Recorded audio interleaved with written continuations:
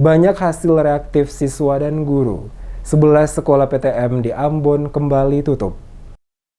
Dinas Pendidikan Kota Ambon menutup sementara proses pembelajaran tatap muka atau PTM terbatas dikarenakan random sampling antigen oleh Dinas Kesehatan Kota Ambon kepada para guru dan siswa menunjukkan hasil reaktif pada 12 sekolah yang menerapkan PTM terbatas di Kota Ambon. Hal ini disampaikan langsung Kepala Dinas Pendidikan Kota Ambon, Ferdinand Tasso, saat memberikan keterangan kepada sejumlah wartawan di Balai Kota pada hari Senin 31 Januari 2022.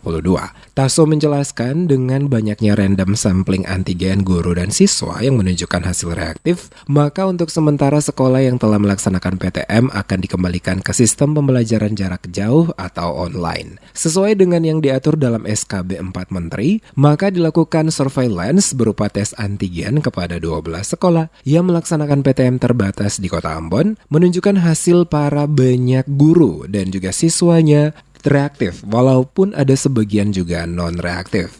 Dari 12 yang diambil random sampling rapid antigen oleh petugas kesehatan selama 1 hari ini, hanya 1 sekolah yang hasilnya non-reaktif, yakni SMP Santo Andreas di Ahuru, sementara 11 sekolah lainnya ditemukan hasil reaktif. Olehnya itu sebagai langkah antisipasi awal, walaupun hasil tes swab PCR mereka belum dikeluarkan oleh Dinas Kesehatan, namun Dinas Pendidikan mengambil keputusan untuk menutup sementara PTM pada 11 sekolah dan menggantikan metode pembelajaran menjadi pembelajaran jarak jauh atau online, dan ini akan berlangsung selama 14 hari ke depan. Hasil tes PCR-nya belum keluar oleh Dinas Kesehatan, yang reaktif terhadap antigen ini kita mengambil langkah untuk sementara akan ditutup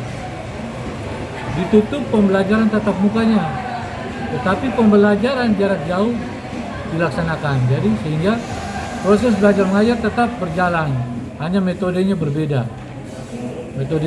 diganti dengan jarak jauh selama 14 hari sesuai dengan SKB 4 Menteri.